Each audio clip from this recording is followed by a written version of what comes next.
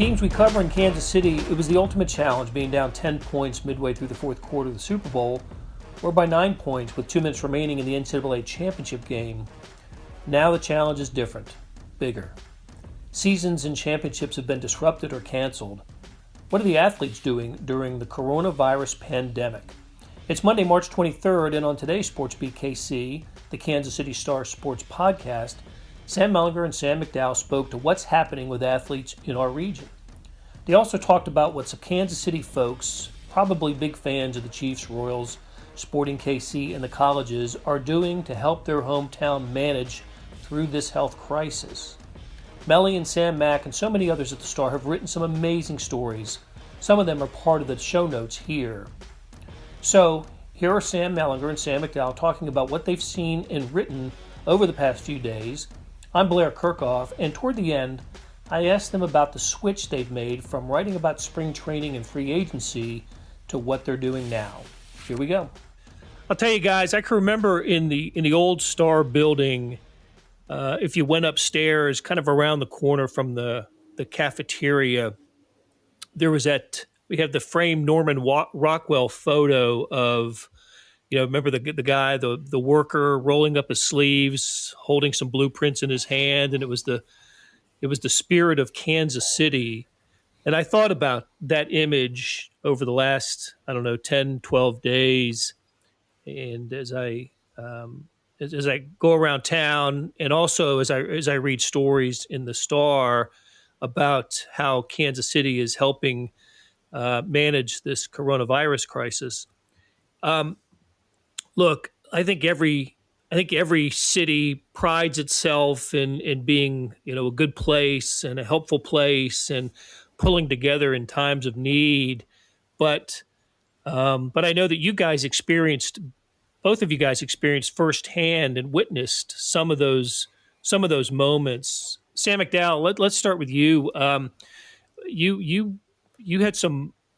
We kind of went on a little tour of this last week and wrote about it, and we will, of course, link to the story here in the in the show notes. But you came across some pretty interesting people doing some pretty great things. Why don't you start by telling us about Mark Gonzalez? Yeah, Mark Gonzalez, actually a friend of Lisa Lopez who works in our newsroom, and it seems like everybody, it's sort of a Kevin Bacon deal, is somehow knows Lisa Lopez. Yeah. But he's a guy that we should probably start by telling a little bit about his childhood. He's a guy that grew up one of 3 kids, a single mom, and said that, she didn't have a car. The bus didn't stop all that close to their place in the quote-unquote Little Mexico district of Kansas City. So she got home late from work because she walked to work. And she'd get home so late that, it was after the kids' bedtime, and they'd often go without dinner. So he taught himself to cook on the nights that she was home. He would watch her cook and figured out how to make tacos, burritos, enchiladas, and that sort of thing. And so he made a business out of it. And obviously, it's a sort of a street taco business, goes to events, weddings, things like that. And obviously all that's shut down. But he's just a guy that sort of has never lost that impulse to try and do whatever he can to help. And what he can do right now is make these burritos that he's been making and just deliver them to people right now that are too afraid to leave their house, that are too susceptible to the virus, or to the worst parts of the virus anyway. So people like the elderly, and he's just delivering them to people's houses. It's a really cool thing. He's doing a big load today as we talk on Monday. That's great. That's great. And listen, we're going to talk about what some of the athletes, the professional athletes in Kansas City are doing to help this cause. But I was just really struck by the, just folks, right? Just people like us who aren't professional athletes. And of course, delivery of food is center to a lot of this. And Melly, I was just struck by the story that you wrote, that you followed a young woman who was doing some volunteer work for the Shepherd Center, and the story that you wrote and the image that was captured. I don't know if it was it Tammy or Jill? I don't know who took the photo. Rich Sugg, yeah.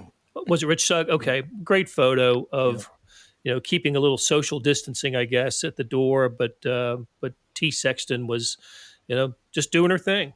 She is a dang angel. I mean, I don't, I don't want to make too much of this or sound like I'm trying to exaggerate the point. I promise you, I'm not. You meet certain people who just like give off this vibe of complete selflessness and just pure of heart and intentions, and that's T. Sexton. The way she talks, the way she describes her motivations for doing these things. I mean, she maybe set the scene a little bit. She's a volunteer. She's the kitchen coordinator for Shepherd Center, which provides meals for about 50 elderly folks around town who are homebound without a way to get regular food otherwise. And watching her go up to, in particular, this one door where there's this woman that she obviously knows, and is obviously delivered meals to before. There's a big smile on this woman's face, Mrs. Montaro. I hope I'm pronouncing that name right. And it really looked like she wanted a hug, and it really looked like T gives her that hug, on a normal day, but she couldn't. And she stepped back away and just said, "I can't, but here's your food." And they talked for a little bit. And me and Rich talked to Miss Montaro afterward.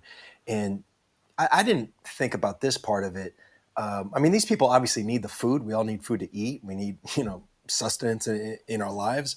But she has a lot of medication. She has arthritis, bad arthritis, and she takes some pills for it. And she can't take that medication until she has food. So it's like these people are depending on this service for, more ways than you might even, or that I even thought about at the on the surface. And for them for a lot of them, it's the only human interaction that they get in a week, and there's obviously stresses on that kind of thing right now. Miss Montaro, I didn't ask her age, but she's probably in her 80s, certainly at least in her 70s, and would be absolutely classified as vulnerable, or the vulnerable population. So it's just it was really cool to know that those kinds of services are continuing, and that the people who are making sure that they're taking extra steps to make sure it does continue. And I thought this was really cool too. I got an email from Janet Baker, who's the executive director at the Shepherd Center. And she said, the email came in, I don't think the story was up for more than a few hours. And she said that they'd gotten $1,500 worth of donations already, just in, it was probably 3 hours or so that the story had been up. And I think you said this, Blair, like Kansas City, we can think that we're unique, but I do know that there's a lot of good people everywhere. But Kansas City is a place that tends to rally for its own. It's just really cool to see that up front and personal. And that's one of the reasons I think it's pretty neat that that both of you guys are working on stories outside of sports, and because I got to thinking of all the people that work in the sports department. I think this is right. Correct me if I'm wrong, but you two are the only ones from here who grew up here. Just quickly going down. I think that's right. Now, look, I've been here for 30 years, and others have been here quite a long time. But you guys are from here, and I can't think of two better people to talk to about about what this town's about and what this region is about. And gosh, we. In better times, we have fun talking about our differences in the state line and Right. and border war and all that. But I don't see any of that. I don't I don't come close to seeing any of that in these times. It's amazing how many people have just posted something on. I think we probably all belong to some sort of Facebook group that has like a neighborhood association or things like that. I know I am, and a lot of my friends are. And it's just amazing how many people are just posting messages, just how can I help? Like, I want to do something to help. I don't know exactly what that looks like, but I know my neighborhood is just doing sidewalk chalk to give the kids something to look forward to seeing, or we've got a picture of a rainbow in our doorway to try and give people or kids again, like a task to try and count that sort of thing. It's just like you just want to do something to try and help people out. And I think both you, just to echo what both you guys said, I don't know whether that's because this is Kansas City and that's unique because I did grow up here, but that certainly has always seemed like it's at least ingrained in Kansas City. Yeah, I'll tell you something else, Sam. In that story that you wrote, where you talked to several people, I was struck by the vignette about I hope I'm pronouncing the name right, the Denny family, the father and his Yeah, three kids who took him around, exactly. and yeah, and the one quote that really stood out to me was the dad saying, "This is what he wants his kids to see. This is we're in times of trouble, and and this is what you can do to help. This is how you can participate in a good cause." And that just, I don't know. Sam's got two kids. I've got three, grown kids, and Sam McDowell, you're about to become a father. I'll tell you, that's the type of quote that just gets to you. Yeah, I mean, what was so impressive about that guy, Rico, he goes by, his name's Clinton, but he goes by Rico. I mean, he's a barber in Raytown. I don't know what his salary is, but I'm guessing a barber in Raytown isn't, reeling in six figures or anything like that. And he still is just paying out of his own pocket to deliver groceries to the elderly, and something that completely came out of his own volition. He wasn't asked to do it or anything like that. And you're exactly right. It was because he wanted to pass something like that on to his kids. Yeah, look, it's something. Look, hey, we're sports writers, and we cover sports. There's a lot going on with professional athletes here in town. Nothing's happening on the field or the courts, sadly, but stuff's going on in other ways. I see where the Chiefs put out a tweet today. We're recording this on Monday. That Travis Kelce, Tyrann Mathieu, Tyreek Hill were all, there were shots of them with delivering food. They're big into harvesters. I know that's a big partner for the Chiefs. And I think Will Shields was also part of the group of photos that I saw, the Hall of Famer, former Chief. And what other things have you guys seen with Kansas City athletes kind of trying to do their part where they can around here to help people feel better? I saw the Royals sent out a video. Did you guys see this where I think Salvador Perez started it with, washing his hands while singing "Take Me Out to the Ball Game" in the very Salvi voice. And that seems to have taken off. And look, I don't know how many people aren't washing their hands and are going to watch that video and start because of that. If it's 10 people, that makes something of a difference. But I think it's just, there is something, it's not reassuring, but, there's something nice about just seeing the athletes that you follow on the field accept and be part of the community that you live in. And, I think for the most part, there's more Chiefs players that live in town than Royals. But, there's still a sense of, whenever an athlete can make it obvious that they feel a part of this community, wherever they are, whether it's Kansas City or Indianapolis or Houston or New York or LA or whatever, I do think it's better for everybody. Like, this is a weird thing to believe as a sports writer, but I think sometimes we make too much of athletes, that we don't need an athlete's opinion on politics or whatever. I mean, they're free to give it, but the rest of us can be free to ignore it. But there is a platform there, and there is some value in seeing these people with huge followings and with a lot of respect around town use it in the right ways. I saw where Mitch Schwartz, the All-Pro offensive lineman, did a Twitter Q&A on Sunday, and that's look, that's not delivering food or anything like that. But look, we're all we're all kind of shut in, right? Sure. We're all Right. and it got great response. He called it a Q&A, a quarantine and answer session, and answered a ton of questions. I mean, a ton, and most of them I think about food. As Yeah. much as many about food as football, which I thought was pretty neat. The one, can I interject real quick? The Sure. one, he's done that a few times, and they're all great. Mitch is smart, and he's funny. He's insightful. He's all these things. The one question and answer there, or quarantine and answer, I guess, that he said was, somebody asked him something about Mahomes, like, what's a story that you have of something that he did sort of behind the scenes? Did you see this? And he said that the night that Patrick won the MVP, that it was announced that he won the MVP, Mitch sent him a quick little text about congratulations, whatever, and he said within 2 minutes Mahomes wrote back and said thank you, and was gracious, and just making the point that in that moment, in those 2 minutes, Mahomes must have gotten 100 texts at least, and to sit there and not just a teammate but an offensive lineman. To say, make it a priority to say, thanks, man, you're part of this too. That it's those, there's a million little things like that, but those are the types of things that, his teammates love so much about him. And it's a cool thing to be able to open the door and let fans see that as well.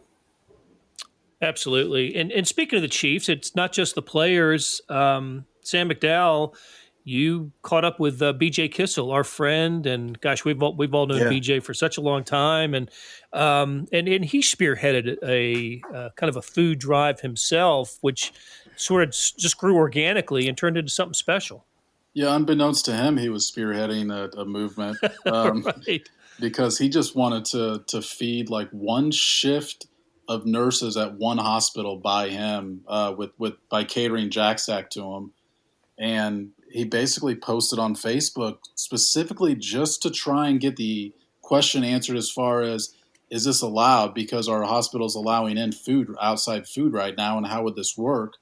And when he did that, somebody who answered also said, hey, I want to donate a couple $100 to this cause. So his wife said, why don't you put it on Twitter too, that you're doing this? And we all know he's got a huge following on his Chiefs account on Twitter, but he wanted to keep this personally separate from what the Chiefs are doing. And I think he's got maybe 5,000 followers, and still within 4 days, he had $15,000 in donations. And I haven't checked it today, but I wouldn't be surprised if that number is almost doubled. There's some organizations that wanted to get involved. He was combining with another effort. And so just on Friday, so 4 days ago, they delivered food to 10 different hospitals. And I know you guys are probably the same way. I certainly have some friends who are nurses, a sister-in-law who works at a hospital. And I mean, those people are at the forefront of all of our thoughts because it's tough to protect themselves with the shortage of supplies right now. So it's a really cool thing and a cool idea because we're all thinking of different people affected by this. And to be able to do something to help some of those people is a really cool thing. Yeah. Hey, I know we talked a little bit about this in a video conference that we had among the sports staff today. I heard it was our buddy Pete Gradhoff who said that he heard where Royals fans were putting together some sort of funding for adopting a Royals minor leaguer, because we know that those guys, if you're not on the 40-man roster, you don't have the same resources, financial resources as those players who are on the 40-man. And the other thing we talked about that I thought was interesting, and stories that we're pursuing, is these players are who are missing their season now, but having to somehow stay in shape and be ready for when the season resumes. And I guess I didn't think about it, Sam McDowell, in the way that you do, because you covered Sporting Kansas City for so long, but that's a pretty big challenge for those guys right now. Yeah, that's what struck me most about that. I mean, certainly every athlete is going through that trial right now. I mean, football players at some point pretty soon. I mean, this is the time where they're trying to work out and try to target something very specific. We know last year Mahomes was trying to improve his body to be less susceptible to injury. We know a year before he was trying to lose some weight. So I know football players are going through stuff. Basketball players are certainly doing some things. But when soccer comes back, whenever that is, those guys have to be in such amazing fitness that I've always thought as peak fitness as perhaps any other sport. But that takes them 6 weeks of a preseason to get to that point and be ready for the season. And to suddenly not be able to train because MLS has banned training during this time, to not even be able to train. I'm curious to figure out, and we're going to be working on a story this week to exactly what they're doing to try and stay in shape for when the season does return. I think about baseball players and timing, right? For sure. With hitters and especially if gathering places like Mac and Sites or Building Champions, the places around town are having to limit people because of orders, and I don't know how that's going to affect them. And will they resume spring training, or will it be some sort of when this comes back? How will that look? I don't think any of us know the answer to that now, do we? I think they're going to have to do some sort of spring training again because their season hasn't started. I think the difference in MLS is their season started. It would be tough to go back and do a couple of exhibitions. I don't know whether Sam knows more about that, but I find it difficult to believe that they would just get right into playing games. No, I agree. I would think that there'd have to be at least 2 weeks, after whether it's a CDC or whoever says, okay, big groups are allowed again. I would think this is one of those things that owners and players could agree on, just for the betterment of the quality of the product that they would need maybe you could get through in 10 days, give every starting pitcher 2 starts. But I would think you'd need about 2 weeks before guys would be comfortable, competing in games that matter. Right. Hey, we mentioned a little while ago Mitch Schwartz doing his Q&A on Twitter. Did either of you guys check out what Bill Self was doing on Sunday? That was great. I looked through it a little bit. I didn't watch the game, but there was some great insight in there. Everything from, kind of, and especially in the spirit of it, kind of jokingly criticizing guys. You got to make that shot, stuff like that. Bad call. He said Brandon Rush actually dribbled with his left hand once. I thought that was the funniest thing he said. Yeah. And there was also just little stuff like, God, college basketball was so good that year. We were the number 1 seed, but we were the lowest rated number 1 seed. So that meant we got the worst hotel out of 4 teams. I wonder what the hotel was. But it was great. It was really. It was an Airbnb shared with Herbie, I think, probably. But just all the pancakes delivered that you could eat. But it really, for those of us that, Blair, you're like this too, like that have talked with Bill, extensively and sometimes casually or whatever. It really felt like you were next to him on the couch, and this is just what was coming out of his mouth. Yeah, it was entertaining.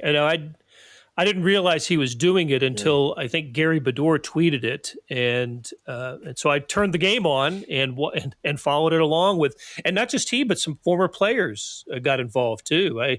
Scott Pollard and Mario Chalmers, I think, pitched in, and it was entertaining. I know the Kansas fans were pretty stoked about it. But I'll tell you, so I watched most of it, and I'd seen the game. I've watched replays of the game. I couldn't bring myself to spending a whole lot of time on the other championship games that CBS, was felt compelled to show on Sunday, and I imagine they're going to continue to do that. What else are they going to show on, on Sundays these days in sports? So, hey, so what?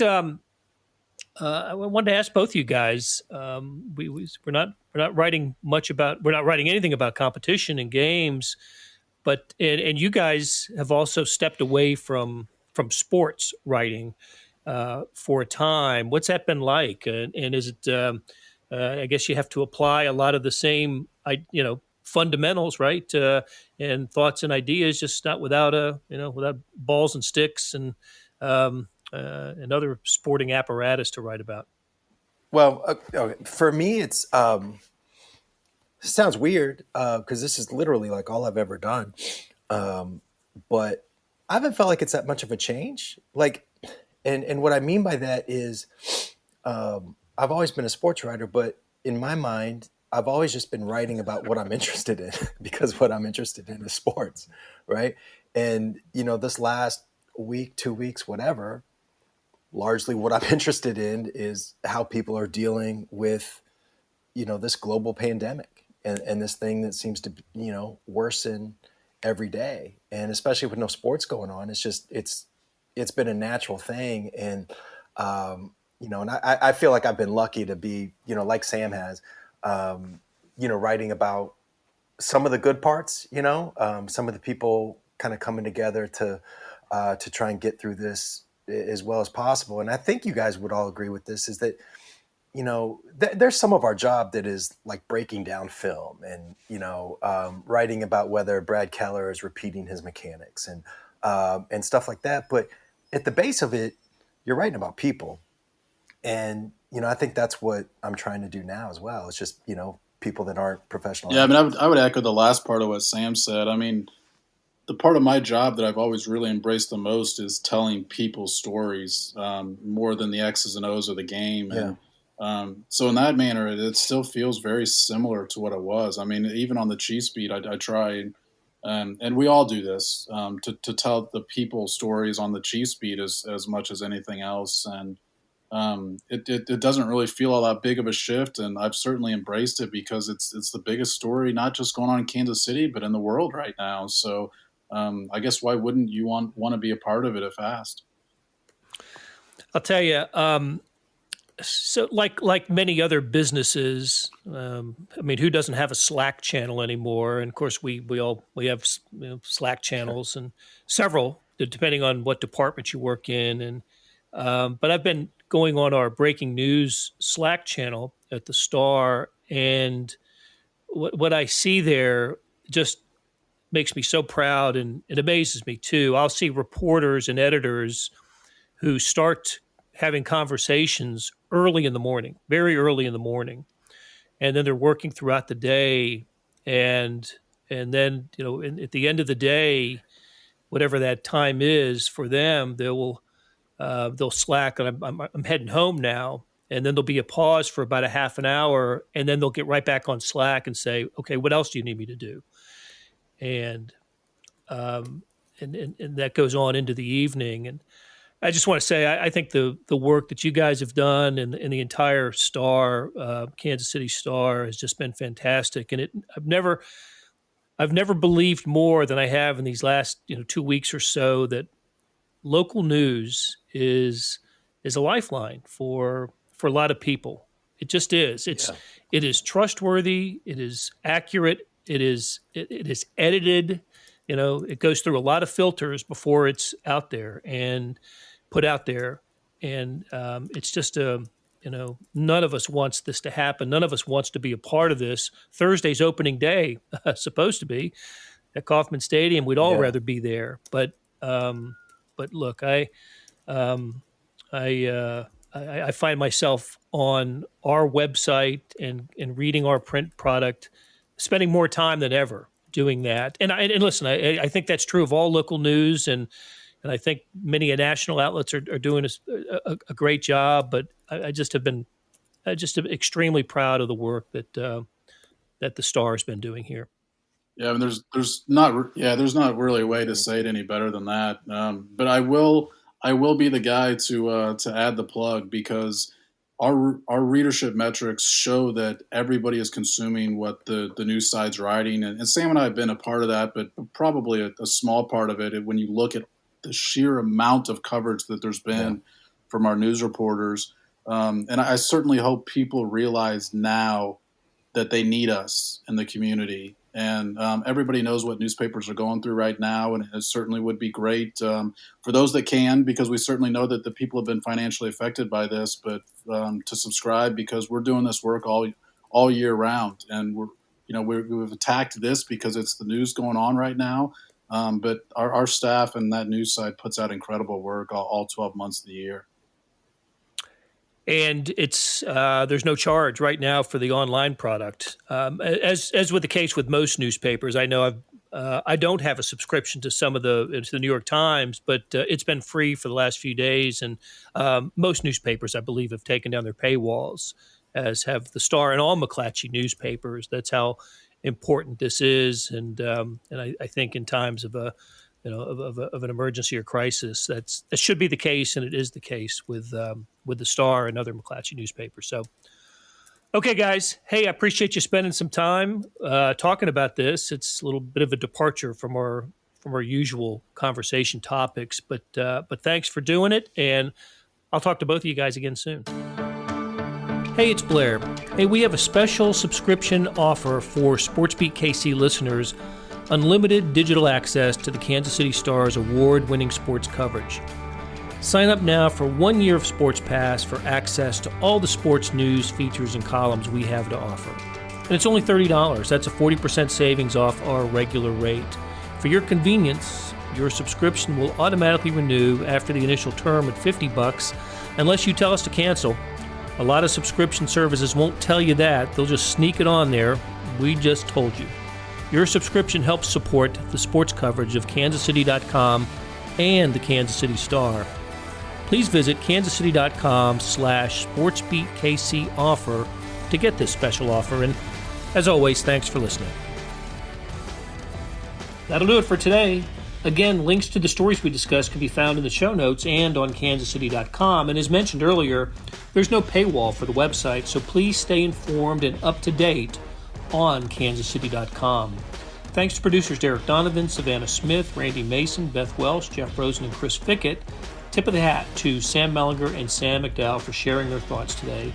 We'll be back on Tuesday for another SportsBeat KC. Thanks for listening.